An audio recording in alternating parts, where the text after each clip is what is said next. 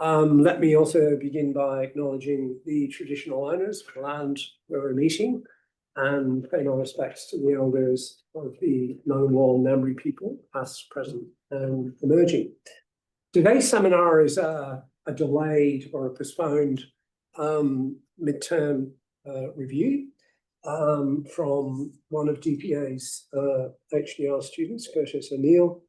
And as I'm sure some of you will know, Curtis has been undertaking his doctoral research into looking at the relationship between the PNG Defence Force and the Royal Papua New Guinea Constabulary, which has at many times been a fairly fraught relationship, sometimes a combative relationship, but also a relationship that is characterized by lots of collaboration as well. Curtis came back from his fieldwork back last year, and since then has been involved in his write-up. It was difficult to get into the field for various reasons. COVID initially, and then some difficulties around securing a research visa. But anyway, that is now all behind us. But by a delayed MTR, what I mean is that Curtis is actually a bit beyond that. But we decided to postpone his MTR until he came back from fieldwork so that he could talk about his fieldwork. The title of his seminar today is Confrontation, Collaboration, Security Force Dynamics in Papua New Guinea. He's going to talk a little bit about the structure of his thesis, his methodology, and will also share with us some of his preliminary findings and his experiences from his relatively recent fieldwork. As an MTR, Curtis is very keen to get any feedback that you might have, so please sort of get in touch with him afterwards. It's going to speak for about 30 minutes, 40 minutes, and then we can have our usual sort of 20 minutes Q&A and comments. So over to you, Curtis. Easy done. Thank you very much, Sinclair. And thank you all for coming out. As we've covered off on, my name's Curtis O'Toole, and I'm here today to present on my thesis entitled Confrontation and Collaboration. How do we do this? There we go. So for those of you who might not know me, I'm a PhD student here at the ANU, and I study police-military relations in Papua New Guinea, which is obviously what we're here today to talk about. My background prior to this was in civil-military relations and the study thereof, particularly with reference to Southeast Asia. And I've had some involvement over the years in various security and defence-related projects. And here I am with my best friend, a little goat, up at Dowlow Pass. What do we got here? Thank you. Alrighty. So the background to what I've been studying is that the Royal Papua New Guinea Constabulary and the Papua New Guinea Defence Force operate in a rather tricky environment. Each force suffers from chronic under-resourcing from the government, which leads to greatly reduced capability and a general inability to perform a lot of the tasks which are assigned to them. Further to that, we also see some very serious issues of corruption and indiscipline within these forces that serves to further exacerbate a lot of these underlying difficulties and serves to entrench a lot of that low capability that we see within the force. And this is one of my favorite examples of some of this sort of diminished capacity and the way that people get around it. This is the Goroka Police Station, proudly brought to you by Pepsi. So these are some of the ways we see these things manifesting. Now, one of the consequences of this is that we see fairly frequently in the news and across social media conflicts between these two organizations. Most of the time, these conflicts just take the form of punch-ons and bar fights and stuff like that. But at times they can be quite extensive in nature. We see historically major disruptions a lot of the time in Port Moresby, and they result in things like roadblocks, running gun battles, and at times deaths. So this aspect of the relationship is very high profile. And I found anecdotally that in Port Moresby, if you tell people that you're studying the relationship between the police and the military, a lot of the time the reaction from people will be to simply laugh and then just say something to the effect of, well, it's bloody violent is what it is. But at the same time, we have plenty of examples of cooperation between these forces and their members.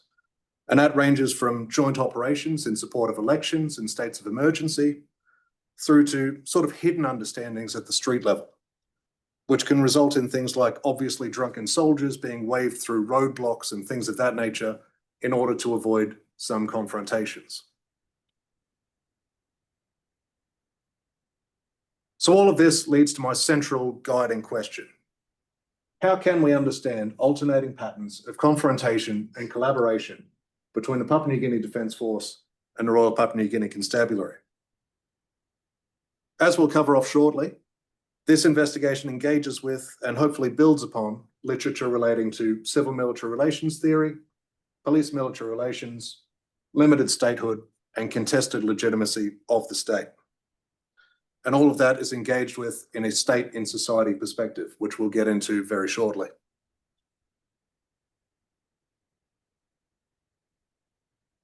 So here we have the structure of the thesis as it stands. It's divvied up into three major sections, all of which build upon a rather large theory chapter.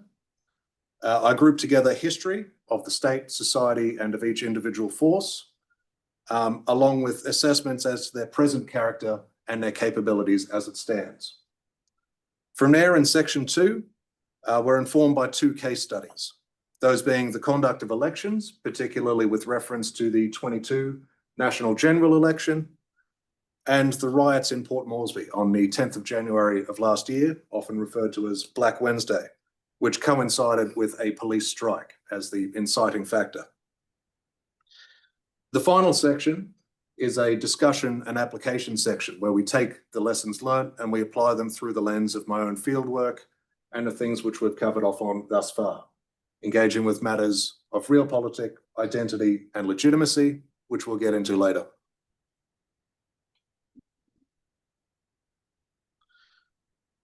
So we won't go too deep into the sort of tale of woe that was just trying to get the study off the ground. Sinclair's already touched on some of that. Suffice it to say, 2020, not a great year to be starting an internationally focused PhD research project. And that after that, situation sort of conspired in such a way that in order to get a research visa to Papua New Guinea, I needed the intervention of the Prime Minister's office. So things were all a bit messy there, but thankfully, in the end, managed to get over there. The important thing to note is that this research has been heavily informed by 2 fieldwork trips to PNG. The first was conducted in support of the 22 national general election, for which I was an observer based in Chimbu province, which allowed me some great opportunities to study what is the largest single undertaking of the PNGDF and of the RPNGC, that being providing security and other support in support of the conduct of elections. And that was a great way to get some insight into the, at times, dysfunctional means with which they coordinated their efforts. Following that, in 2024, I undertook a second stint of fieldwork, which was based in Port Moresby and which took place from August through to late October. In that time, I was able to rack up a good amount of interviews and observations, as well as being able to set in on the Commission of Inquiry into the Royal Papua New Guinea Constabulary, which was stood up in the aftermath of the Black Wednesday Riots. Outside of that, the saving grace of COVID, if there was to be one, was that for the first 18 months or so, I had very few excuses to do anything other than just read and read constantly. So as an upshot of that, to this day, I keep finding old cardboard boxes full of notes, which in some sort of COVID-induced delusion, I decided it was a good idea to handwrite. So we've got a bit of a basis in the secondary literature on which to pull on there.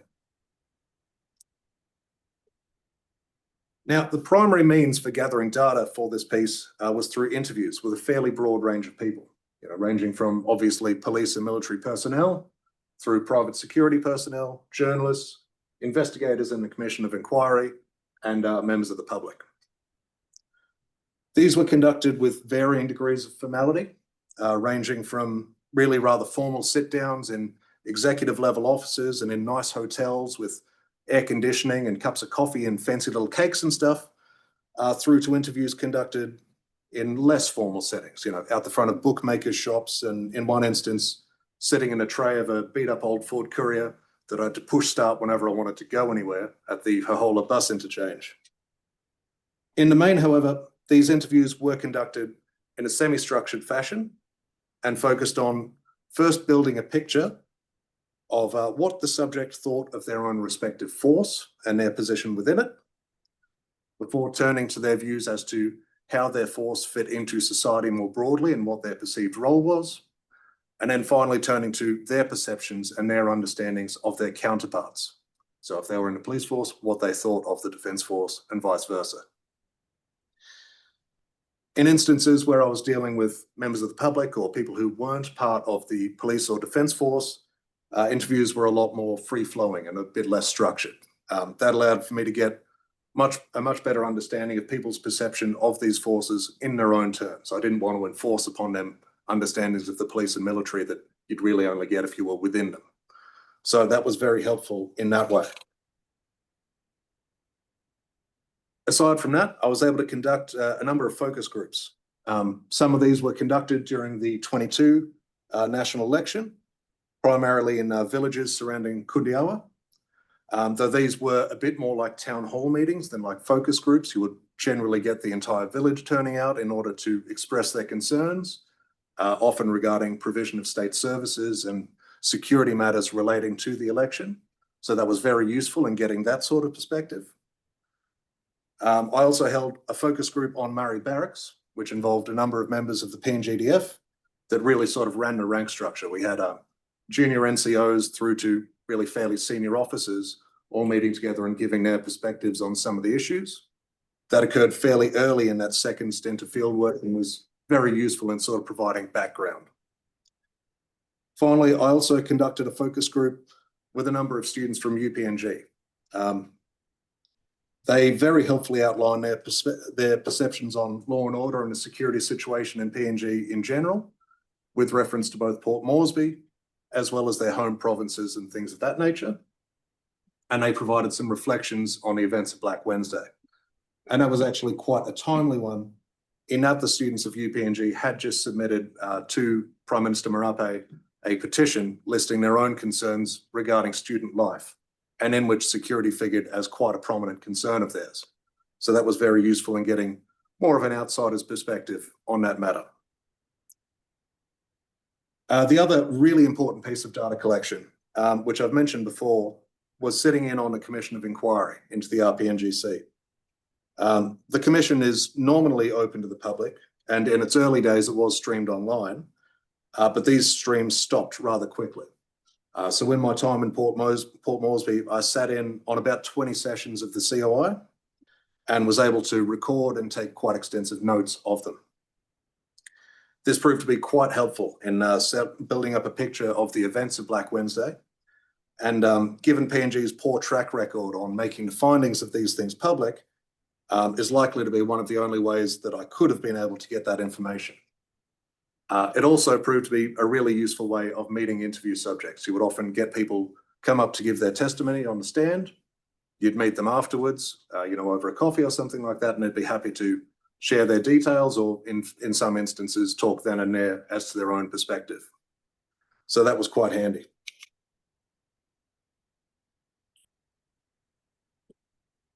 Next up, we'll get to the literature, which influenced the development of this thesis and the concepts relevant to it.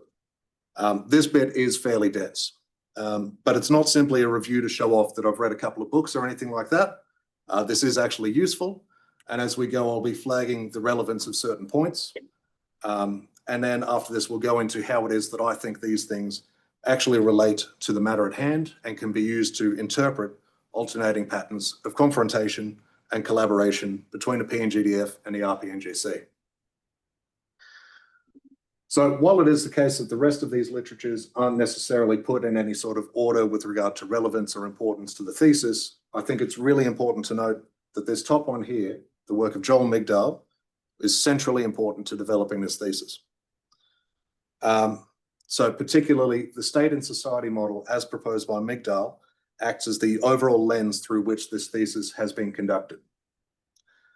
At its core, this approach asserts that rather than a condition wherein the state necessarily exists as an entity separate from society and is in a position to sort of dictate to society rules and norms which guide the conduct of day-to-day life, the state is instead but one component among many in a broader social sphere. Quite literally, the state exists within society. Moving from that base, we're then able to further disaggregate the state itself, seeing it as not just a homogenous uniform entity, but rather a composite of a great many organizations, including the police and including the Defence Force.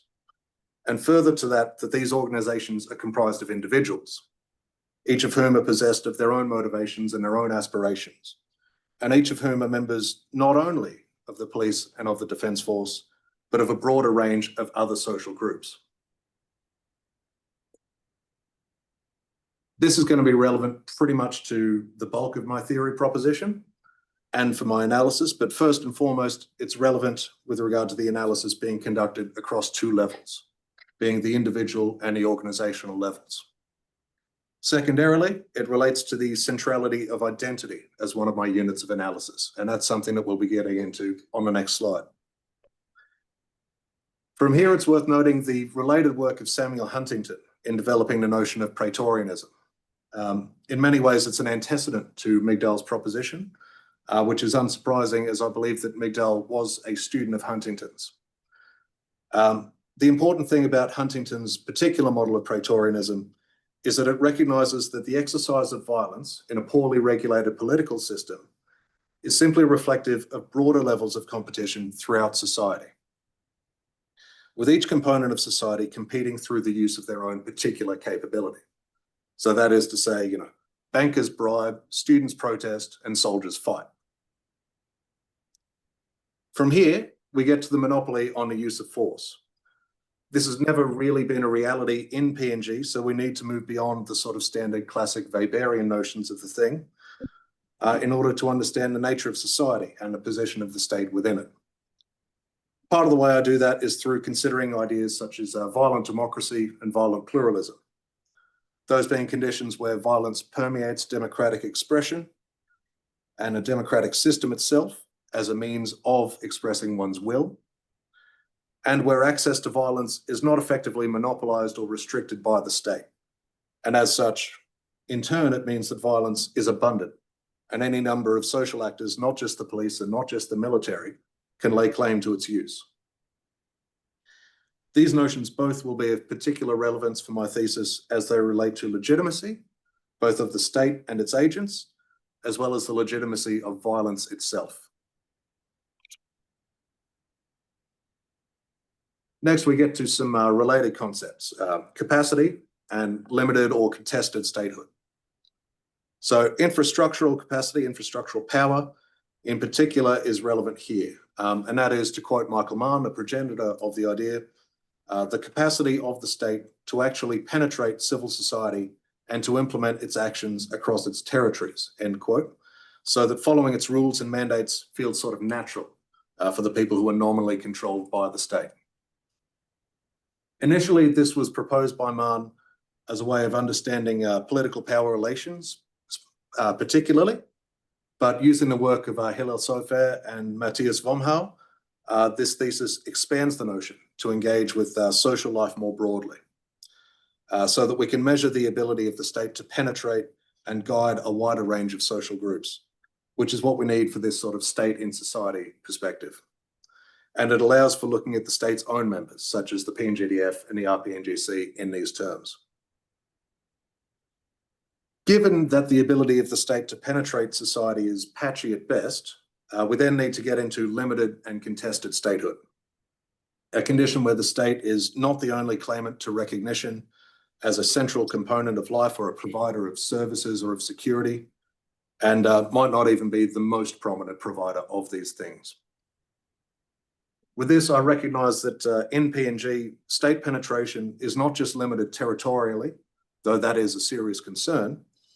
It's also limited sectorally, as regards the implementation of policy, socially, through its ability to influence the actions of a broad range of actors, and temporally, that is to say that the ability of the state to enforce its rules is highly constrained at various points in time.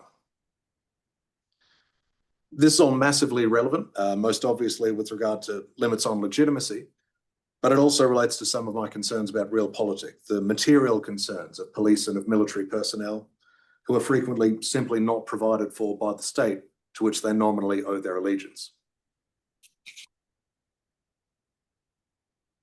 Finally, we get to crowds and affect and emergent collectivities.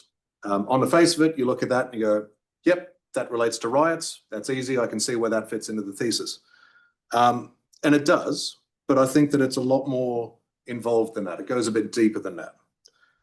One of the main things this thesis needs to reckon with is the simple fact that it contends that membership of the state or of the police force or of the defense force is not a sufficient enough factor in order to define one's identity so that it overrides all other allegiances. But it also deals with the fact that members of the police and the defense forces do coalesce around those identities at times. And these are sufficient to motivate violence in some instances. So we need to explain how these two things can be true. It's here that crowds, affect, and emergent collectivities become important, particularly the recent work of Ivo Sindicus, which in turn builds on the work of Marilyn Strathern. The central concern here is the ability to ensure that the salient aspect of an individual's identity in a given instance corresponds with that of their comrades. So for instance, the fact of being a police officer is at that point in time the most relevant concern to an individual. This leads in turn to a bit of rallying around the flag and the creation of a temporary identity grouping or emergent collectivity of people defined in that moment by their membership of that group. And this corresponds with Strathern's notion of enlarging states of emotion to collective levels. This can all help to cohere a group during a period of confrontation or collaboration, but then of equal importance is the ability of individuals, especially leaders, to make conversions from one state of being to another, from war to peace and vice versa. At that point, the salient features of an identity are prompted to change. The collectivity disbands, and with it, so does the need for further confrontation or collaboration. This temporary nature of collective identity helps to explain how it is that rather noteworthy instances of violence, such as Black Wednesday, as we've mentioned before, came to a conclusion relatively quickly for something that was such a massive undertaking. While others, such as Sandline and its aftermath, can drag on for weeks or even months, where despite the best efforts of plotters involved in setting up the Sandline and Rowsome Quick operation, they failed to establish a sort of collective identity between the army and the police, and even, one could argue, within the army and the police forces themselves. And as such, there was no single collective identity which could be dissolved. And as such, things were allowed to continue. So as I said, that's the dense part. Hope that didn't all bore you to tears. I thought that a photo of the old tactical sandals might sort of help, at least lighten the load on that one. So, all of this comes together for my own model of analysis. This model accounts for motivations for action across three separate domains. First of all, realpolitik. Now, I recognize that this is quite a loaded term, especially with regard to international relations, which I'm decidedly not talking about here. I do use this term rather advisedly, and with reference to the work of Leonard Sebastian in Realpolitik Ideology, which convincingly applied the concept to the domestic sphere of Indonesia in explaining the actions of the Tentara Nasional Indonesia as they related to the accumulation of wealth and resources through means relatively unguided by principle or propriety. In the context of PNG, this relates to concerns regarding material and practical matters, which motivate actions. Moving from these sort of more practical terms, we have identity, being the standing of a person or an organization with regard to broader social concerns, and how this factors into calculuses of self-conception, relating to issues of both cultural and institutional context in that regard. Next, we get to legitimacy, being the standing of the state and of the RPNGC and of the PNGDF in society broadly, and in the minds of its members. All of these factors intermingle in such a fashion as to guide decision-making and outcomes. Secondarily, this thesis evaluates these domains across two levels, being the organizational and individual levels. Evaluating scenarios through this means provides 6 points of comparison each for the PNGDF and the RPNGC, and allows for similar evaluation of other social actors. So we get an individual analysis of realpolitik concerns, an organizational evaluation of realpolitik concerns, and such and so forth.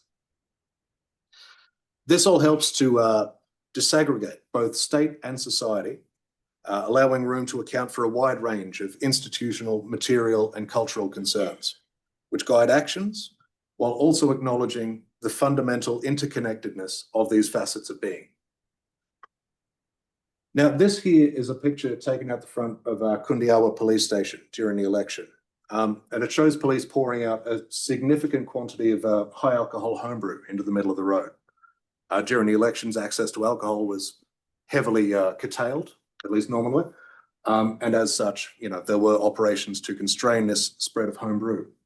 This particular photo happens directly in between them roughing up the suspect who had been dealing in this homebrew right there in the middle of the street at the front of the police station, but immediately before lighting that big old puddle on fire right there in the middle of the road.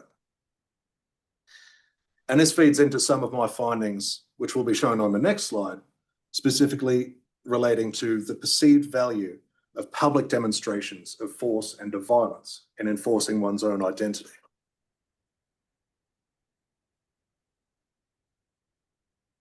So that just about covers off on fieldwork, on research, and on reasoning. And now we get into what this all actually means. First up, I found that cooperation between the forces is actually a good deal more prevalent than first expected, and more frequent than media reporting would lead one to believe. Importantly, however, this cooperation isn't necessarily conducive to the development of an integrated relationship between each force going into the future. The cooperation which is seen often occurs at the street level, where I've seen conscious efforts to build relationships between the police and between the military in order simply to avoid some instances of violence and confrontation. At the same time, however, it's at that same street level that a lot of the realpolitik concerns come about and are a frequent motivator for violence, rising from extortion and abuse, generally speaking, often of PNGDF personnel, their friends, their families, their wantoks, at the hands of some members of the RPNGC. And this action often leads to payback and escalating patterns of violence by those affected and those who know them. But you also see at this level a very interesting instance of mercenary behavior from people sort of piling onto these issues, people who might not otherwise be relevant to someone who's been extorted, jumping onto an issue in order to ensure a claim on any compensation money which might be paid out in resolving that issue. Next up, we get to identity, which is of massive importance to understanding the actions of the RPNGC and of the PNGDF. And there are a great many aspects of identity that are relevant to this problem and which are explored throughout the thesis. But the one I want to talk about today is violence. Violence, I contend, forms a major part of identities in both claims to its use and through experiencing its negative consequences. This has led to a condition wherein society tries to account for and make sense of this, prevalence of violence. And as such, we see through this means of trying to make sense of it, a relatively high degree of militarization throughout society. This can range from, the prevalence of military surplus shops in shopping centers everywhere you go, through to, I remember being in the field, my old issued boots were an object of desire for a lot of the people who I was working with. They really admired those things. But then you get some other ones, some really weird stuff, like members of Credit Corp saluting one another and bracing up as company vehicles go past. Or my favorite one, the chant of Quima Security Services, which is Quima strike, lightning strike, more than police, close to army. We strike like lightning. we're better than the police, we're almost as good as the army. I think it's strange that a security service would have a marching chant at all, let alone that they hold themselves better than the police and almost as good as the army. That these are even regarded as comparable is quite curious. Within the state, this militarization is further reinforced by mobile squads of the RPNGC, who operate like motorized infantry units in large parts of the country. And this has led to a condition where the military is, by comparison, fairly more civilianized almost. It struggles to set a point of differentiation from the police force, and its traditions and its symbols are exploited by a range of actors, both state and non-state. This is further exacerbated by the proliferation of firearms throughout the country, often as a result of arms leaks by members of the PNGDF from their own magazines. And that leads to a condition where a fairly light infantry-oriented force like the PNGDF can find itself in a weapons overmatch with members of society itself. So that point of differentiation simply isn't there. The low capacity of the PNGDF is further compounded by, as I mentioned, that light infantry component, which makes it difficult to conduct complex operations, lacking in supply chains or anything of that nature, and being in a point where the difference between them and mobile squads is a lot more constrained and difficult to see, particularly when mobile squads themselves have greater access to vehicles and things of that nature. And finally, there are those issues of indiscipline, which have been mentioned here and there regarding the PNGDF, which makes it difficult to use them as a more deployable and reliable force as distinct from other actors in society. Immediately before coming in here, I saw in the news a rather interesting thing that the PNGDF will be suspending almost all operations from June onwards, simply because they want to get ready for Independence Day celebrations. They couldn't conduct preparations for that and their actual required duties. So they had to stop on that to get ready for the ceremony, which is, I think, quite interesting. Finally, we get to legitimacy. One of the best quotes I came across in all my time doing fieldwork came from a fellow who might have what could be termed a patchy relationship with the law and the legal system generally. He'd spent time over the years in prison for various crimes, and he was massively helpful to me in organising meetings and interviews with a wide range of people. When I first met him, he said to me, "I hear you're studying the discipline forces. Who do you want to meet first? The police, the army, or the rascals?" I was quite impressed over the weeks by his ability to get me in contact with all of those people who had mentioned.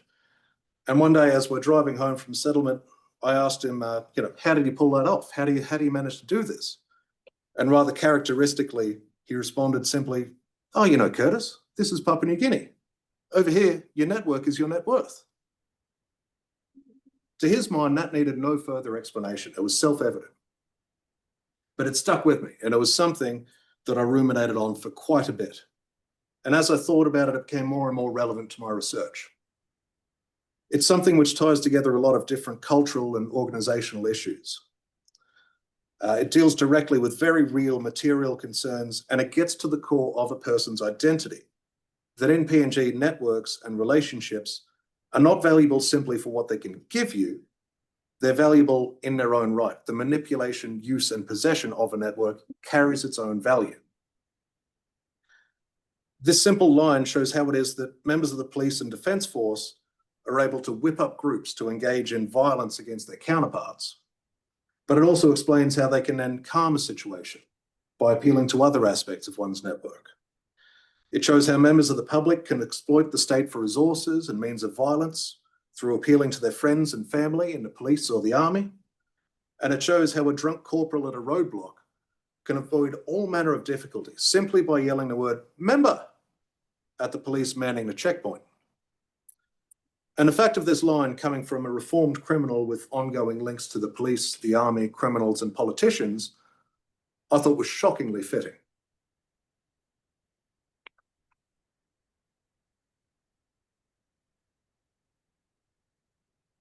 Now, this could all seem a bit arcane and a bit divorced from the initial problem at hand, which was just trying to explain, bar fights and punch-ons and stuff like that.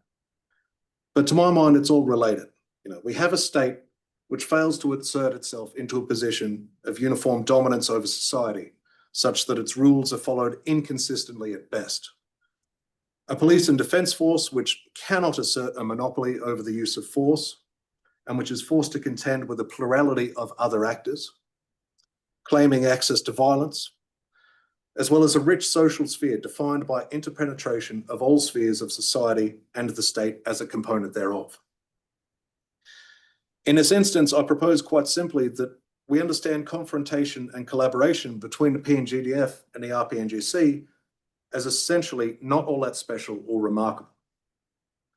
These conflicts and acts of cooperation form part of a broader social tapestry of competition, and they reflect shifting interests and allegiances across a wide range of different levels occurring at any given time. The salience of one's membership of the RPNGC or of the PNGDF is of varying importance at any given time, and so too is membership of any other group. The act of confrontation and collaboration between the police and the army is not inherently different to police and military personnel confronting or collaborating with other violent actors, such as rascals or Rambos or tribal warriors or private security personnel. And this, in itself, is no different to competition between landowners and the state or bureaucratic arms of the government against each other. It is simply the case that violence, visceral and immediate and associated with death and destruction as it is so much more dramatic to witness. It's for this reason that I contend that more than studying the simple phenomenon of violence between the army and the police, this work can be understood to understand competition more broadly in the context of an unconsolidated state. And rather than being anomalous, violence within and between these two groups is an emblematic proxy for broader contestation played out throughout society. I think that'll just about do me. Thank you. So as was said earlier, we've got a bit of time for questions here, and I'd really appreciate any sort of input or clarification that we can get from the room. Thank you. We should also say that we're open to questions from those who are joining us online.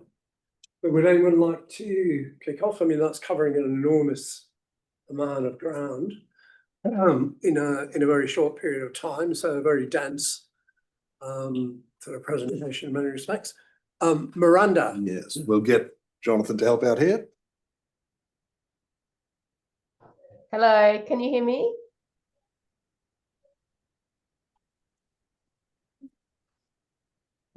Can you hear me?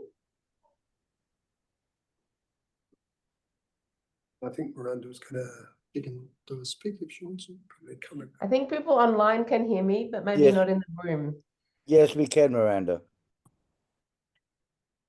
I can't, yeah. Can Curtis hear me? Miranda, if you can hear us, can you speak? Can you hear me, Curtis? Miranda, are you muted? No, everyone online can hear me. Like other people are hearing it.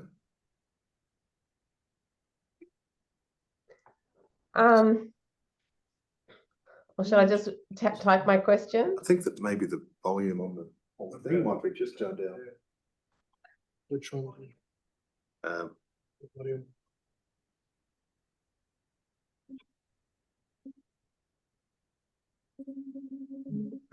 Okay. Yeah.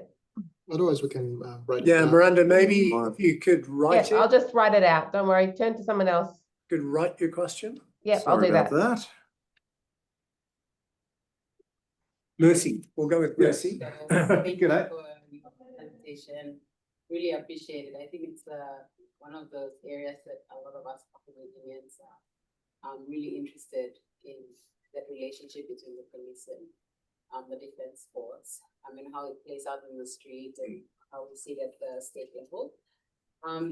My question is sort of around identity in relation to the process of recruitment. The reason I ask is that there is this sort of perception on the ground that the defense force, they go through a rigid sort of requirement process to get in, and the police don't. And sort of that gives them more legitimacy when it comes to, you know, who's in charge of a conflict sort of situation, who can control it best. And I feel like maybe that sort of, you know, in terms of competition, I'm not sure if that leads to violence, but for the police, they're sort of more on the ground with the people, that sort of understanding in terms of their relationship with the people. So just wanted to know if, you know, that was something that came up from both sides, whether they see their legitimacy because they're more qualified to be in the disciplinary forces compared to, I mean, I guess the defense and the police, but also the security force, being that they're also on the ground and more connected to people, but their process of getting in sometimes it's not as rigid. Yeah. Yeah, so there were a few interesting things that sort of came up that were relevant to that. I was talking at one point to a member of the mobile squad, and he had tickets on himself. He thought that it was a pretty big deal. But you're talking to him about sort of escalation in the use of force, and he goes, look, we've got our general duties police officers who do the sort of on the street managing sort of stuff. He didn't think too highly of them. He goes, then we've got sector patrol who respond to issues as it goes on. He goes, then if we've got a real problem, they call in me and I'll take care of that. He goes, and if I can't do that, then we go to the PNGDF. They're the big boys. There are big brothers in this. And so he, in his mind at least, thought they were above him in that sort of capacity. At the same time, though, you often get PNGDF personnel who refer to the police force as their big brothers, because obviously the police force predates the defence force and is in many ways its origin. On recruitment, yeah, it is an interesting one. There does certainly seem to be that level of perception that the PNGDF is a more qualified and more professional force in the minds of a lot of people. I think it's worth noting, a couple of years ago, there was an entire recruitment drive for the PNGDF that had to be thrown out because they found out that it was just completely corrupt from the get-go. And a lot of people have been paying off to get onto the good list. So I don't think that they're necessarily immune from those problems. And I think that it's actually quite a good bit of reputation management that they've been able to retain that reputation. But it is quite interesting. And that identity does come into it in other bits. You get families of people, you know. My dad was a soldier, his dad was a soldier, and his dad was a police officer. Or my dad was a police officer, his dad was a police officer, I become a police officer. So we do have these sort of family ties to organizations that go fairly deep as well. Sorry, that was a bit all over the shop as an answer goes, but Thank you. thank you. Right. Can I just say to the folks online, unfortunately, we can't hear you. However, if you could write any questions that you wish to ask, that might enable us to do so. So perhaps we could go to Miranda's question there, Curtis. Yep.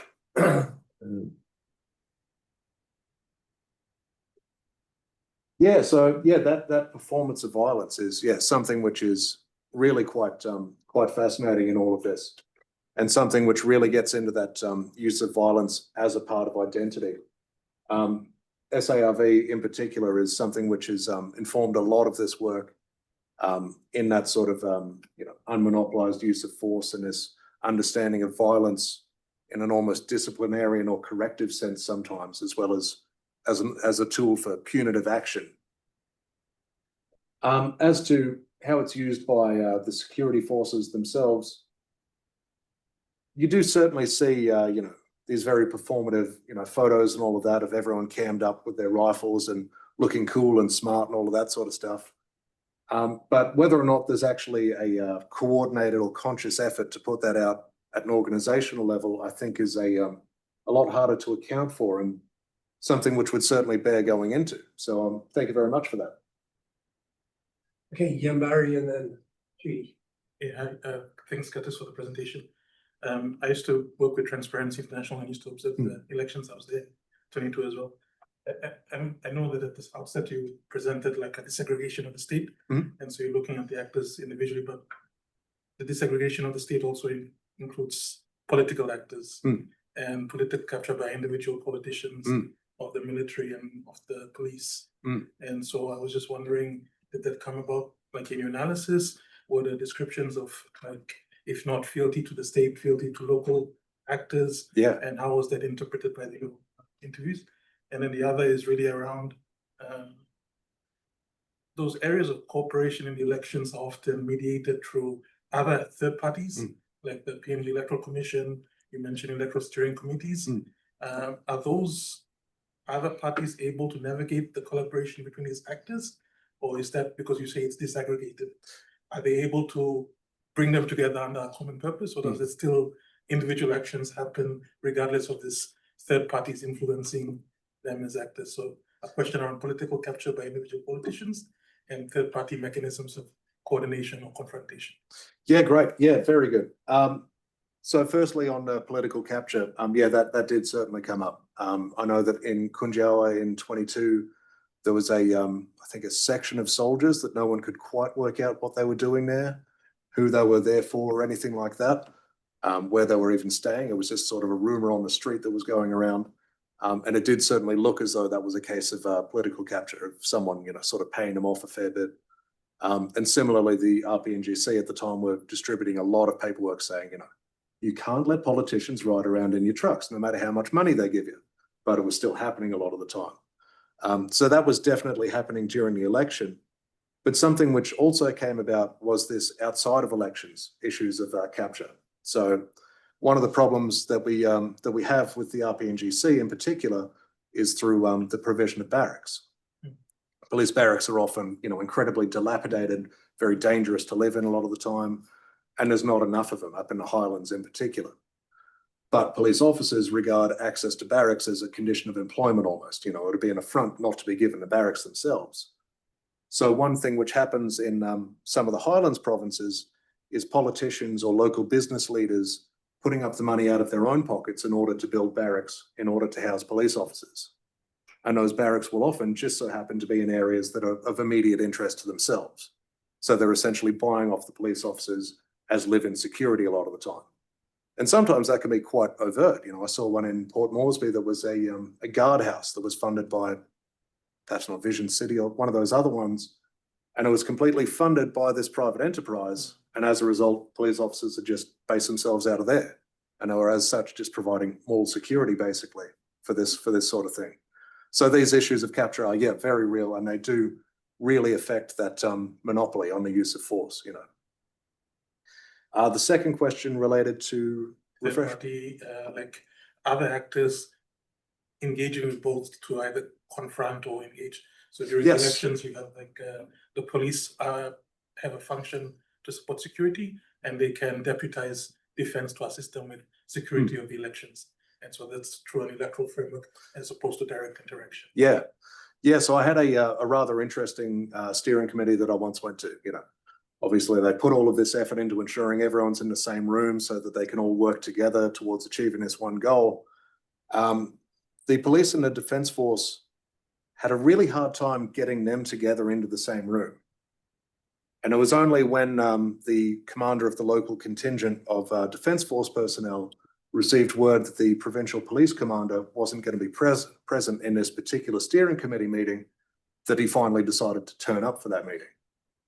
And what he did when he turned up was that he had his rifle, he walks that into the room, sets it on the floor in front of him.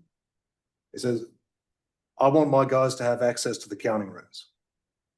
And the people in the steering committee go, well, no, we tried that last time and you ran off with the ballots. We can't be doing that. That's specifically against the rules of what we're doing. He said, well, no, this is how it's got to be. For security purposes, we need to be in the counting rooms for this to happen.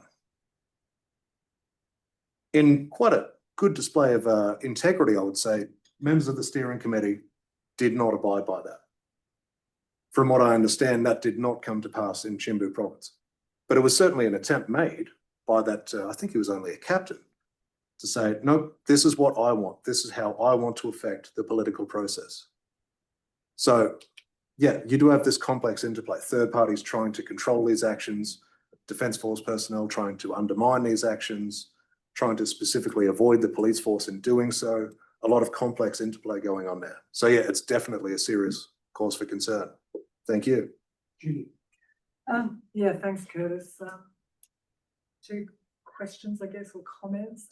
You referred to endemic violence, competition networks to explain behaviours, organisationally, but also by individuals. Just wondering about you know, there's a massive amount of literature on police cultures in particular and subcultures. And that sense of identification that can come from being a police person in PNG, whether male or female, and similarly with the Defence Forces, whether that is something that you dwell on, because you've highlighted specific aspects of PNG that influences everybody and everything, but institutionally, something about being in the police and in the Defence Forces and being part of that, wearing a uniform, having the discipline, getting the houses, socialising together, all that kind of stuff that lends itself to a subculture. And then the second question was you focus on violence a lot, but violence covers many things, as we know. And I'm just wondering if the bias, in a sense, that's been created because of the fieldwork that you've done being in Chimbu during national elections and in Port Moresby post the what happened in February last year. So, I mean, many other parts of PNG, there may be a different constellation of networks and relationships, and how you cover that off, I guess, in your thesis. Yeah. Yeah, sweet. So, sorry. First one. Sorry, memory like a sieve. Policing cultures. There's more Yes, looking yes. at rather than just I guess more the political framing or the sociality in that very general sense in PNG.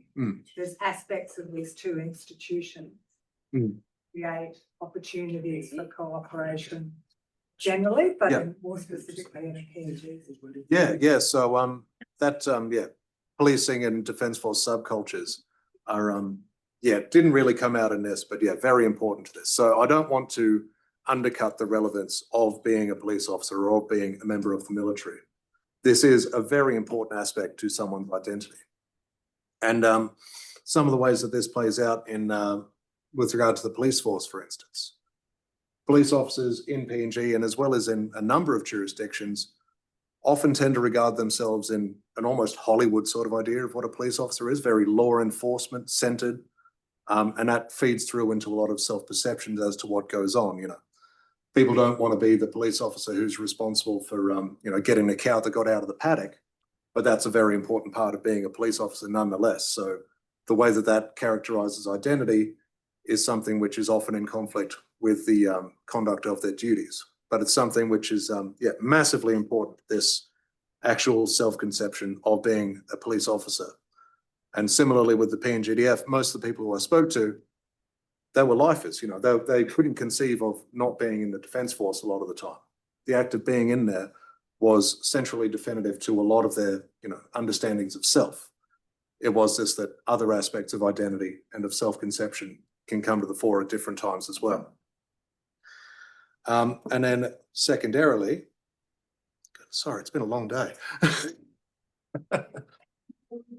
You'll focus on violence. Yes. And in a part, really, there are two elements to the question. I mean, there's many kinds of violence, but also the bias that has been, in a sense, being created because of your fieldwork being in during national elections, and then more recently in NCG, post what happened in February last year. I think that also connects a bit to Jonathan Ritchie's question up there, who's sort of saying, well, you did your fieldwork in Simbu and Pom. Yeah. And given we know about the diversity in PNG, is it likely to be the same everywhere? Yeah. So certainly that those particular exposures have sort of framed a lot of what was going on. Going into it, I did have this idea of studying very fiery violence in particular, going in, confrontation, all of these sorts of things. But there are definitely other aspects to violence, as you mentioned, slow violence and things of that nature, and other forms of competition. In this particular instance, I am rather focused on these really quite active issues of violence and how that is reflective of some parts of the relationship. But there's definitely other aspects to it as we deal with it. And with regard to regional variation, so I was in Chimbu during the elections and I was in Pom after this big riot, not exactly control group standards for what PNG more broadly is like. And I know that there is definitely variation across the country. Unfortunately, when I was over on my most recent bit of field work, I had intended to get out to Lae in order to observe the relationship up there.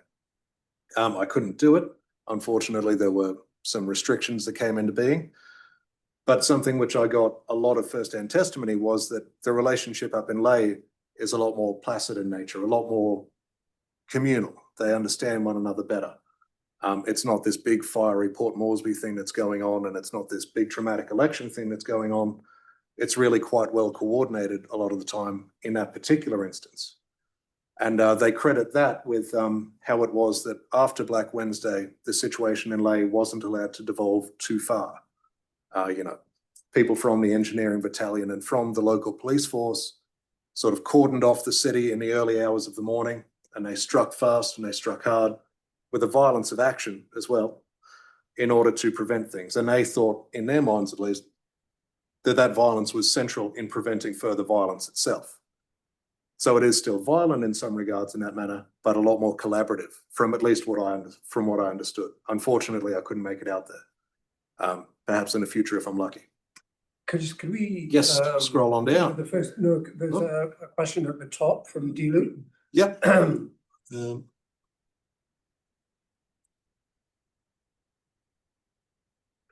Yeah. So I think that I sort of touched on this to an extent in addressing an earlier question. But yeah, this boundary, it's always going to be a bit of a contested issue in sort of civil military relations and police military relations more broadly, how distinct a police force or a military ought to be from other branches of society. You know, if you were to listen to Samuel Huntington's classic proposition under objective civilian control, he'd say that there should be absolutely no involvement between the military and political leadership, that the boundary between the disciplined forces and the administration ought to be absolute. Someone like Morris Janowitz would recognize that these are actually people who are within a broader society, and as such, you're always going to have members of disciplined forces who are affected in some way by policy. It's something which needs to be considered very contextually, and it's something which needs to be understood and agreed upon by society broadly, politicians, and defence and police force personnel. Trying to get that consensus, or as Rebecca Schiff would put it, concordance, is really quite difficult in PNG itself, and is certainly, at least it seems in this instance, a limitation on how these things can be conducted. Hope that answers your question. One from John, and then. Yeah. G'day, John. So yeah, it does certainly appear that there's been a recognition that while a monopoly on the legitimate use of force would be a good thing to have, I think that that ship has long since sailed, and that's sort of been recognised in a lot of ways. And you do see at times a ceding of responsibility in some areas, a recognition that simply it's beyond their capabilities and they're happy to let it go. You know, we're happy to rely on private security in order to take on this matter because it's simply beyond the police and we don't want to deal with that. Now, obviously, that's a part of policing broadly. That's a condition which exists everywhere in the world. The difference is that this is a ceding not out of conscious effort or a licensing of these things, but rather just a recognition that it's beyond capability. So while it would be a desirable outcome, I think it is beyond the scope and that is recognised as such. That said, you know, there's a lot of efforts. You know, the RPNGC is trying to double its numbers over the next 10 years or so. Whether or not that will actually be sufficient to enforce anything sufficient for this matter is another matter entirely, especially given that the population is quite a bit larger than the police force is set out to be. So it's a project, but one which I think they're quite realistic about the fact that it's very difficult. And I think probably one more, Maybe I think. Yeah. Kirill, and then we'll wrap it up. Righty.